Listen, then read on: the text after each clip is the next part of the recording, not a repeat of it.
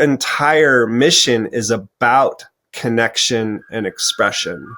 From somebody who's worked a normal 9-to-5 job with a normal 401k to cashing all that in to come out here and to learn a completely new industry. Yeah, we and not only were like living the dream of just, raising our daughter on a farm and getting out of the box, getting out of Babylon, and just like finding our paradise, finding our truth. And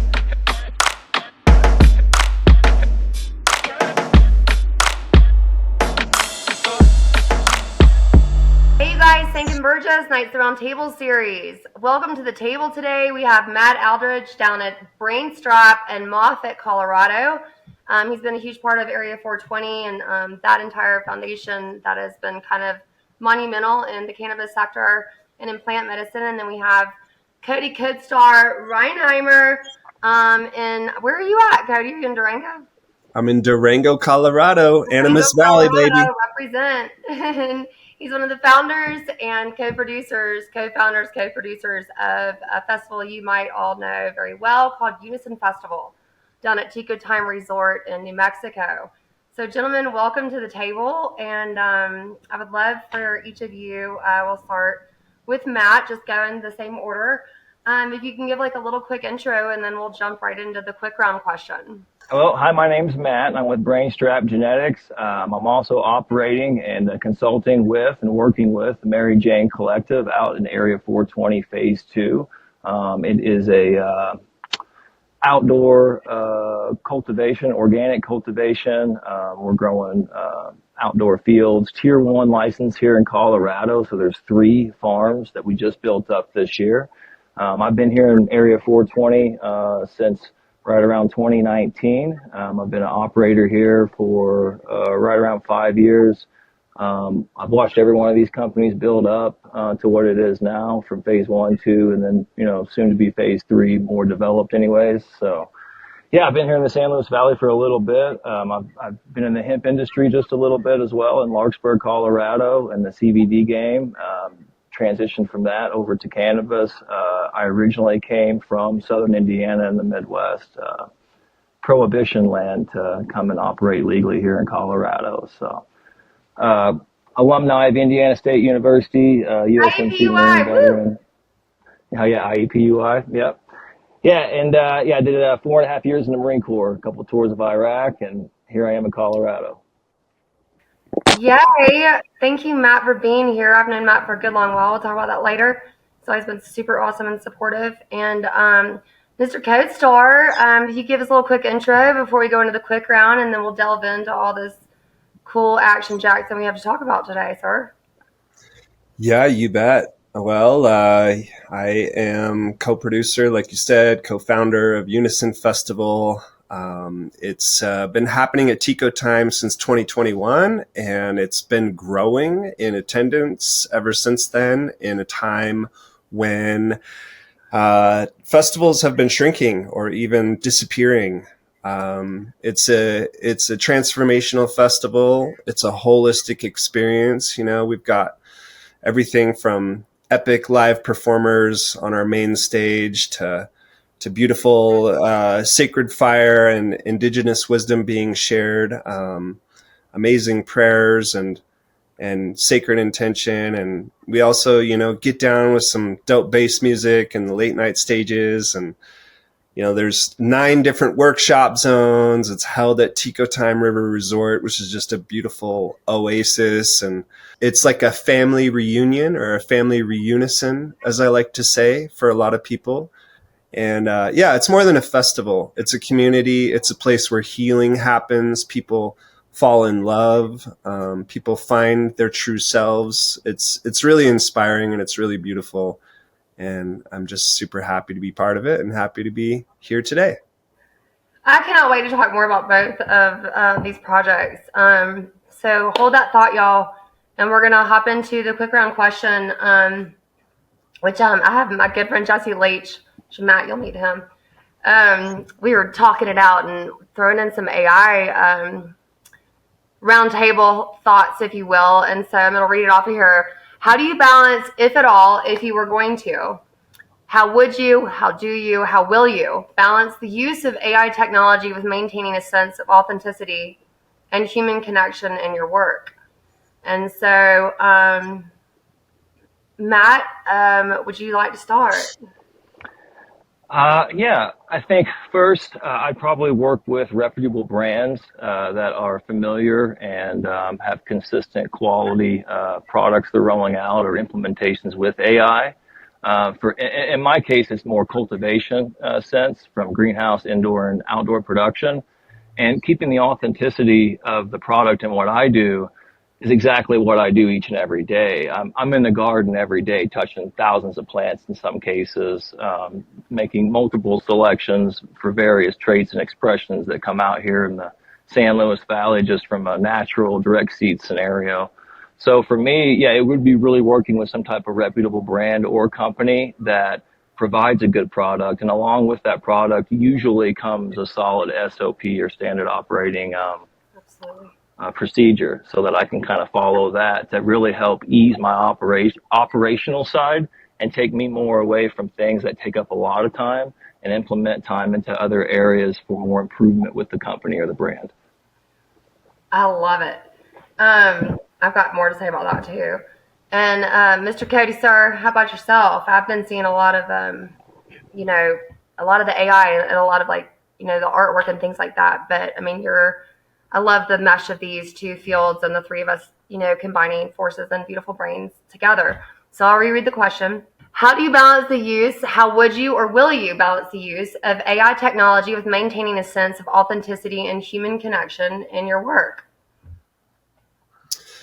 Yeah, I mean, AI is just getting started. I think we're just starting to feel the tide um, come forth, and it could be a tidal wave upon society. So it's an interesting thing. For what I'm doing, yeah, I mean, there is, graphics generation, like Mid-Journey. We've used Mid-Journey before for smaller events. It's all good when it's done within reason, but, our entire mission is about connection and expression. So we're never ever going to lose sight of that, no matter how advanced AI becomes. And there's never ever going to be anything that replaces the feeling of being together with people who are in a similar vibration. That's the feeling of unison. And that's something innate to us that we have evolved with. To sum it up, more succinctly, I mean, we'll use the tools potentially as they're available and needed, but we are all about the personal connection and creating like real friendships and real relationships. I love that. And I was really, and I was talking to Jess and another friend of mine, because these are two different worlds that I am completely immersed in. Obviously, both the music industry, the entertainment industry, technology, and, plant medicine. And so I was kind of really curious because I know that there's, really productive ways um, for in genetics and for SOPs and things of that nature for AI to kind of help assist and things of that nature. And then music with graphics. I'm seeing all these cool graphics, and it's like almost like, I don't know, Alex Gray. I could say on, who listen to genetics, but that would make very much sense now, would it? Because, everybody knows Alex Gray is.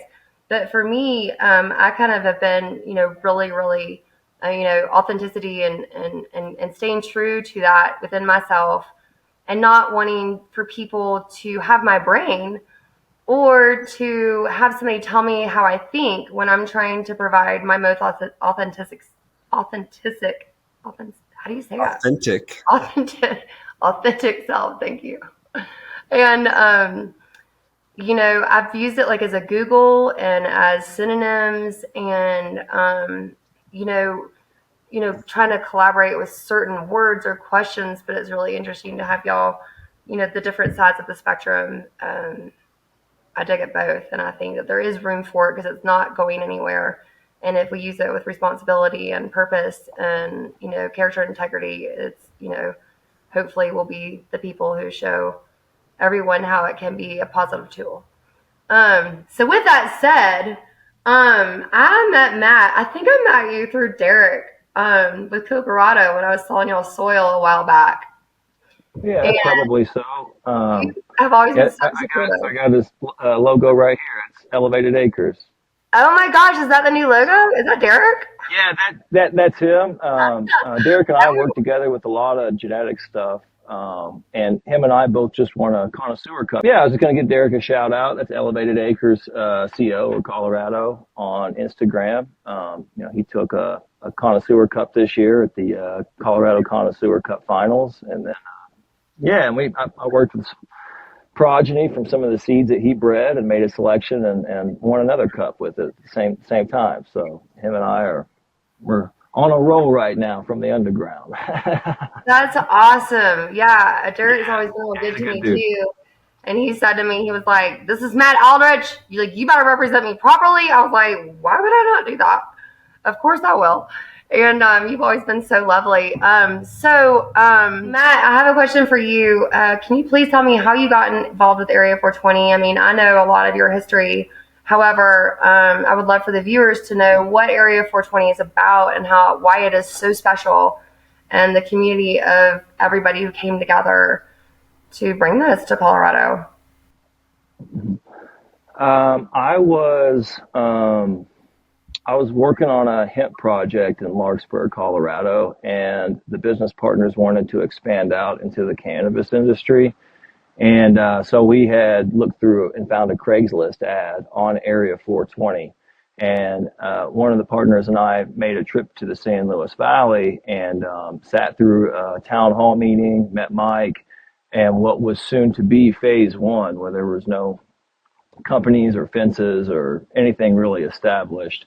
And the town was kind of in a weird kind of poor economic state where there really wasn't much going on here. And Mike can talk a little bit more about that because he was here from the very beginning as far as the municipality's sake and sitting on the town board and, putting certain um, like regulations or precedent in place for this community to really be able to operate and come in at a much lower point of entry than you'll find in any other counties or municipalities throughout the state. I think this is a pretty competitive place as far as entry level farmers coming into a cannabis industry with little to no experience from all over the U.S., not just Colorado, and for the world for that matter. And that was really what was so appealing to me was the fact, budget-wise, it worked for us financially with that project. But I really saw from a deeper perspective that the local municipality was in support and pro-cannabis, and they weren't going to have a lot of pushback for the operators because the town board saw this as an opportunity for the community and the local economic system to thrive. And that was the whole goal, and it's not been an easy road since that day by any means. Now we're just trying to kind of really bring the community and continue to bring the community together and see everybody kind of be successful as well. I mean, it's kind of tough. I talk to a lot of documentary people, right, or the journalist people, the influencers on IG, because as a cannabis operator, I really don't have a space in the social media atmosphere because I'm targeted under the algorithm. So I can't really promote like that. We're targeted left and right from me showcasing mom and pop's products, not saying it's for sale, but just showing the public what we're doing behind the scenes here, what it's like to be in the industry, from somebody who's worked a normal 9 to 5 job with a normal 401k to cashing all that in to come out here and to learn a completely new industry. And not only, maybe they're a good grower or maybe they're good in sales or marketing, etc. But now they got to be a plumber. Now they got to be an electrician. Now they got to be a carpenter. Now they got to be able to look at logistics and supply, compliance, fees, making sure everything's up to date, business perspectives, right? Entrepreneurs perspectives. And there's a big community. Everybody's going through the same battle here, and it's tough. It's a rough road up, but we're starting to see some light at the end of the tunnel. I'm not going to brag too much on the price per pound in the marketplace.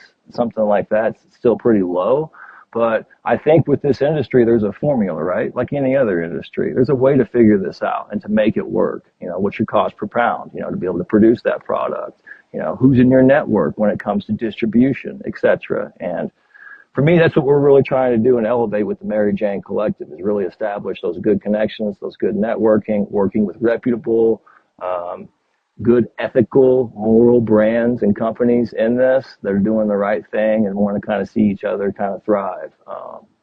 That's my whole goal now. But yeah, it was really appealing to me to get back onto your original question, why I found Area 420 was because of that municipality and the low financial entry point. My other two hemp farmers backed out, and at that point I was kind of left with going on by myself and a roommate at that time that I had that was working as a trimmer and an assistant grower in Colorado Springs.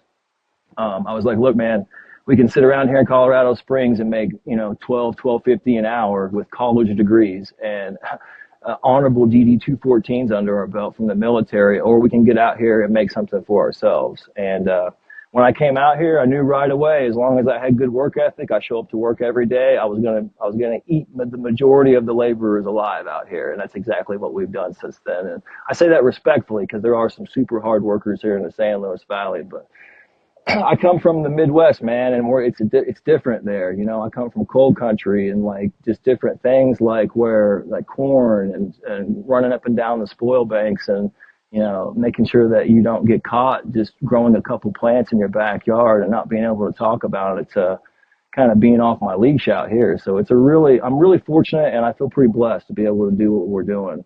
And I look forward to the future. I look forward to networking and meeting other companies that are in this industry or operating around the industry, so we can kind of help each other out here. That's what it's all about, I feel like.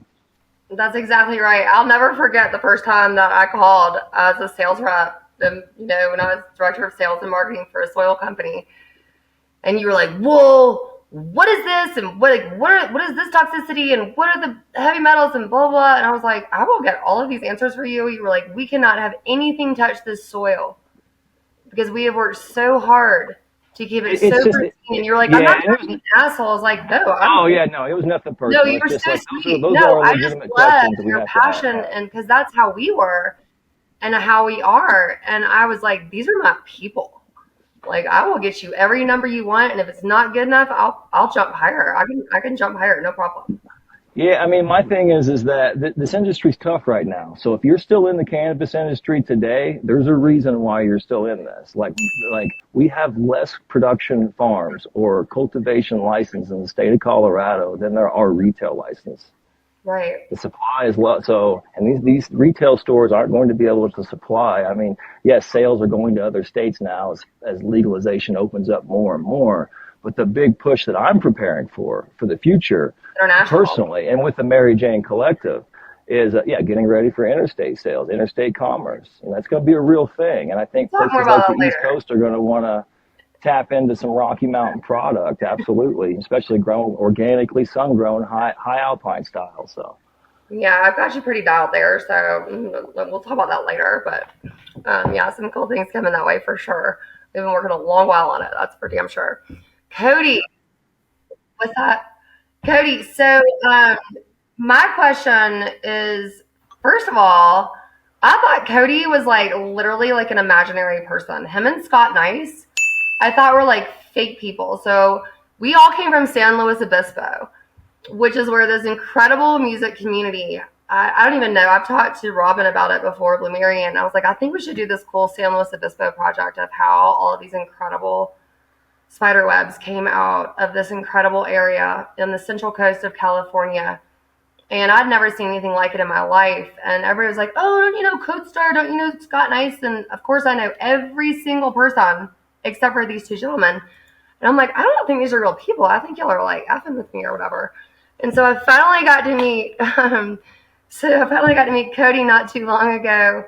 And it was such a pleasure, to have met your acquaintance finally. And when I first went to that festival, I didn't know that you were connected to the San Luis Obispo crew. And I tell you what, Unison Festival, I've been to a lot of festivals. And as many of you know, I grew up in the music industry. And I think that Unison Festival And what y'all are doing is one of the most not only beautiful locations, it's like, this secret little like gnome village, if you will, of, it's like the secret garden. And the people that are involved, I mean, I literally just got chills. And so we have two different people here today on, with the same passion for humanity, authenticity, character integrity. And this is what I love so much about this show, is how we all come together. And I just can't thank you enough for what y'all put together down there. And how did you and Cody meet, actually? I know probably people ask that all the time, but I don't know the answer. So how'd that happen? Yeah, we met as friends at a party. And yeah, Smiley Coyote, Cody Edwards, him and I met because I was at this party and he was like, dude, I'm trying to get into some DJing. I can't get this shit to work. Excuse me if I can't say that. You I can come can't. on my show. Okay. I can't get this I don't technology trust to people who work don't cuss. because I had to tell my child they were always, homewards in preschool. what's that? I had to tell Miles that they were homewards in preschool. Oh, okay. Yeah. Homewards. Homewards. Yeah. So anyhow, that stuff can be difficult to get working so you can actually get spinning, get mixing. And so, yeah, I showed him how to do it. We became fast friends. And then in 2019, he made the move back. And I was like, bro, if you were in this area, we could do some things. And so we got like a weekly ecstatic dance going, which was like very popular right off the bat. Big venue, filling up every week. And we're just like, whoa, people need this. People need to connect with each other. People need to move their bodies. People need to like be alive and get out of their boxes, right? And so we decided, like any money we were making from ecstatic dance, we were going to start socking it away. Because like in the same moment, we were like, dude, we could put on a dope festival. And that is exactly what ended up happening.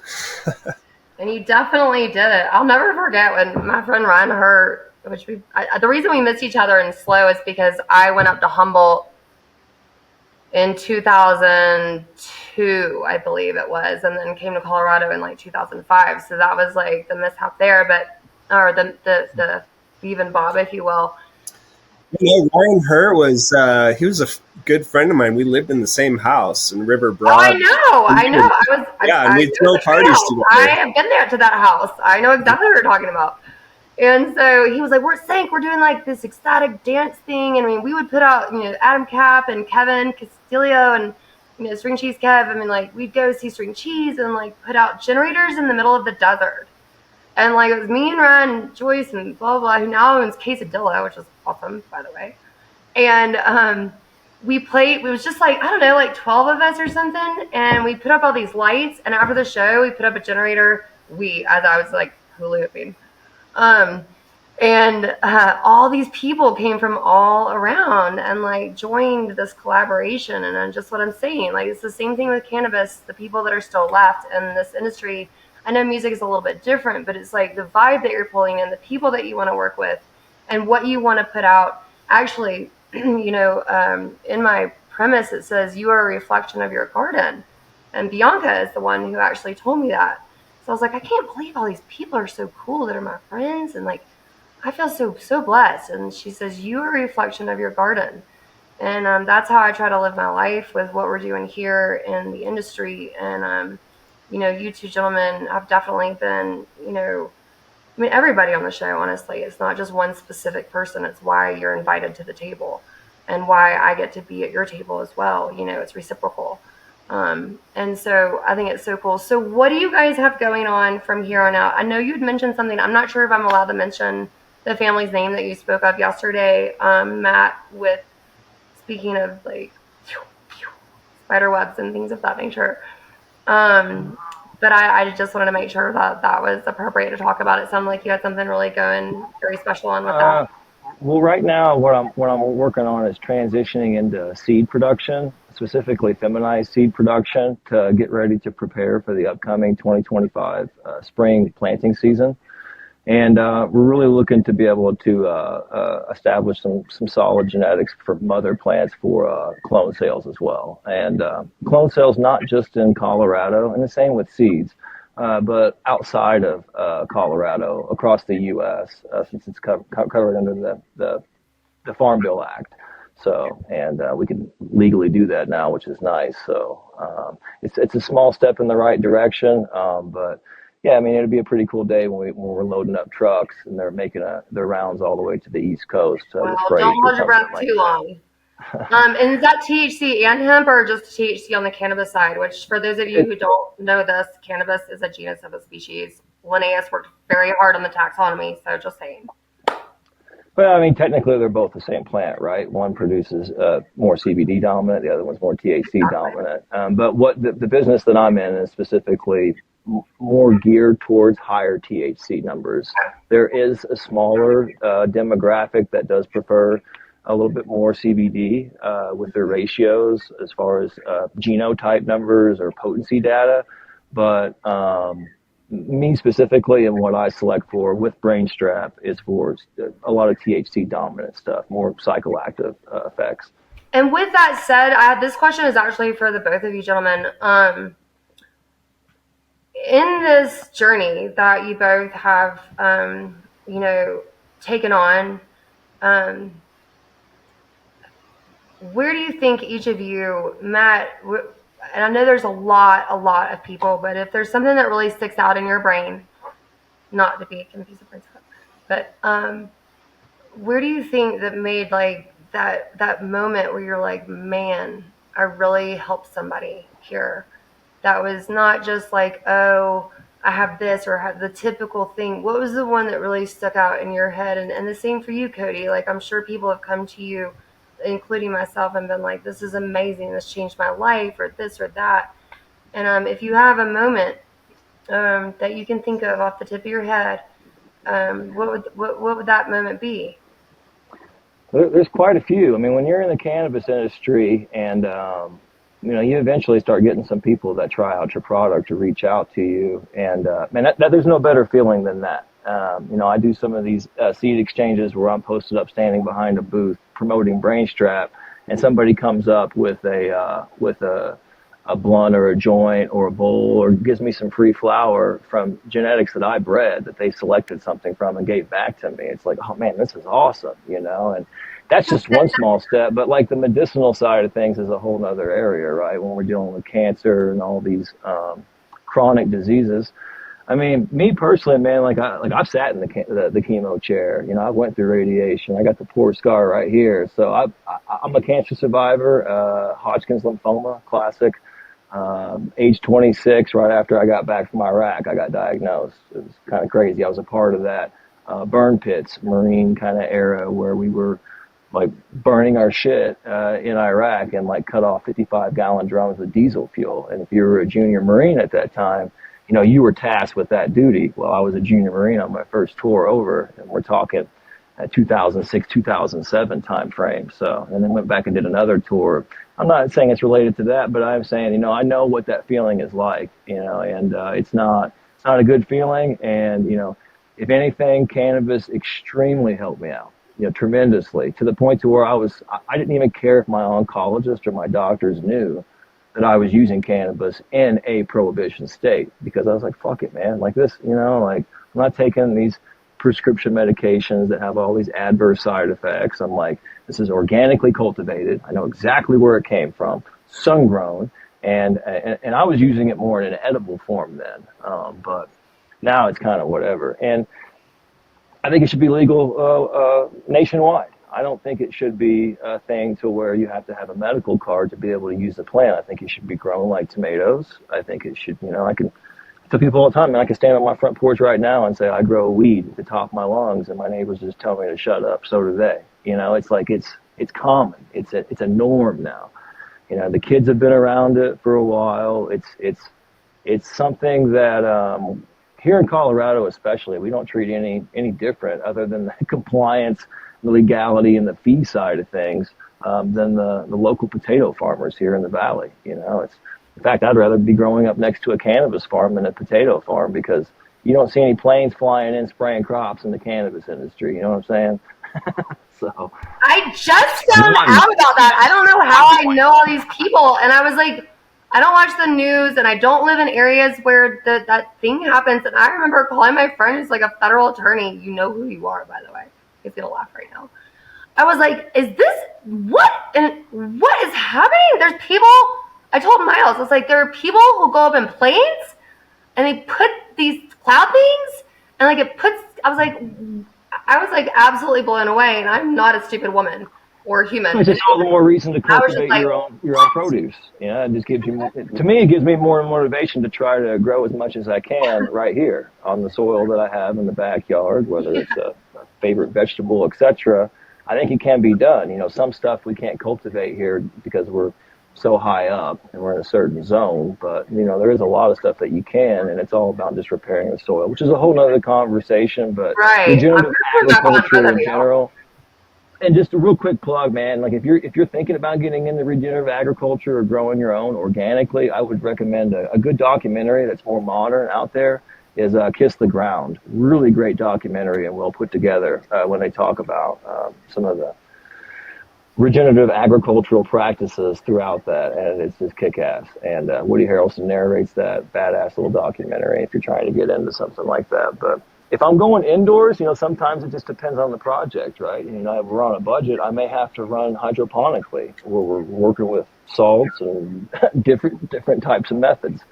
But what Problem we're doing solving. now It's problem currently is, solving, just like engineering, just like music, just like I mean, like yeah, we are the change makers. We are the outside of the box thinkers. And I mean, you it's know, just being ready to pivot. You know, it's like in any business. You know, sometimes what I not always it's not always what I want. You know, it's what we have budget for, the other players that are sitting at the table and what they want, and you know what direction we can go to still keep a good, you know, ethical practice about things.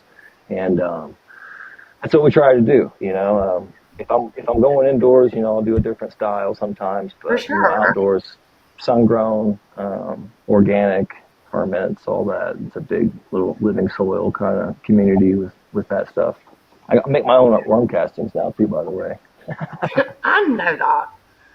Cody, Yep. so what do you so I know that you've been going on tour also with your DJ. And by the way, any of y'all who have not seen Codestar and Smiley Coyote, I'm telling you right now, I just love them. And everybody knows that I like good music, so I'm not bullshitting. So there's that, because he wouldn't be on the show if he wasn't awesome.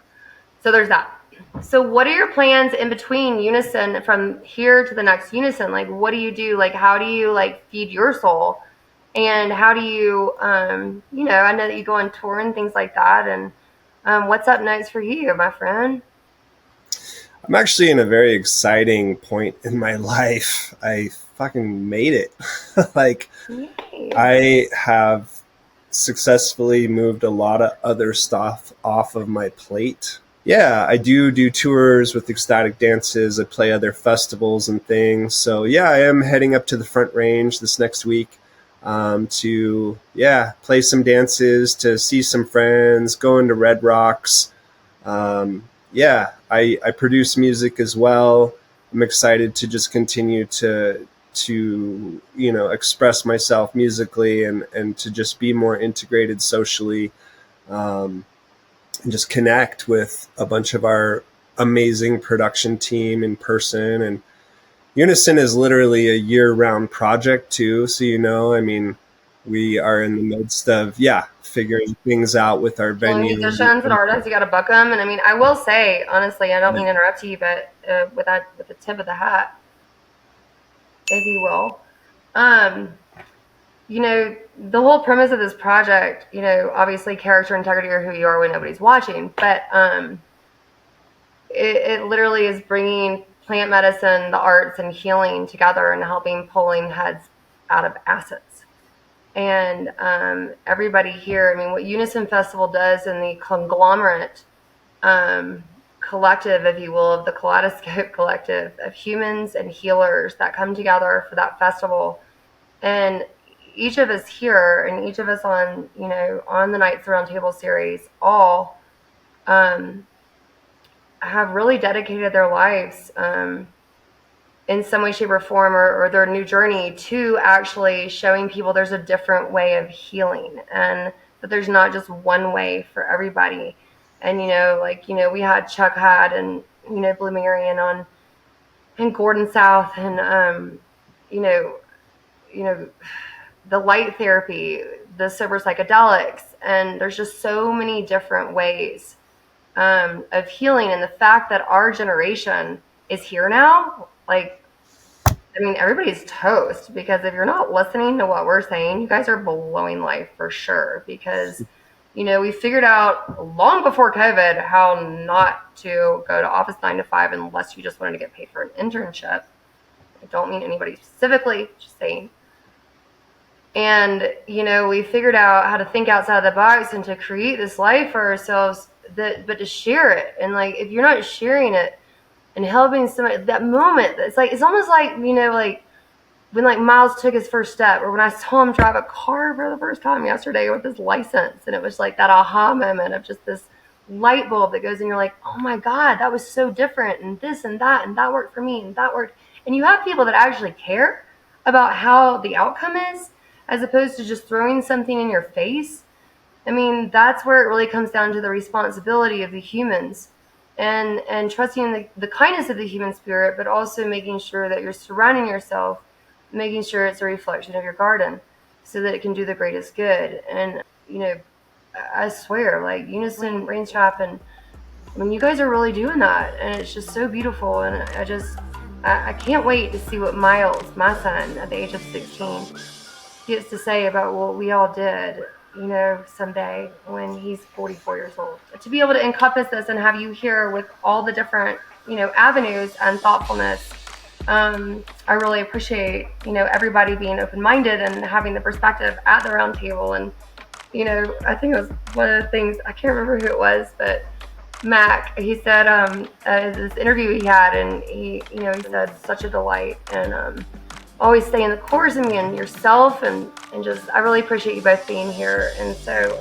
I wish we had like another time, more time. Y'all have to come back. But we're going to close it up here, and if you guys can both stay on the line afterwards, that'd be awesome. Thank you guys so much for being here, and I really appreciate the both of you, and I can't wait to hear more about your projects.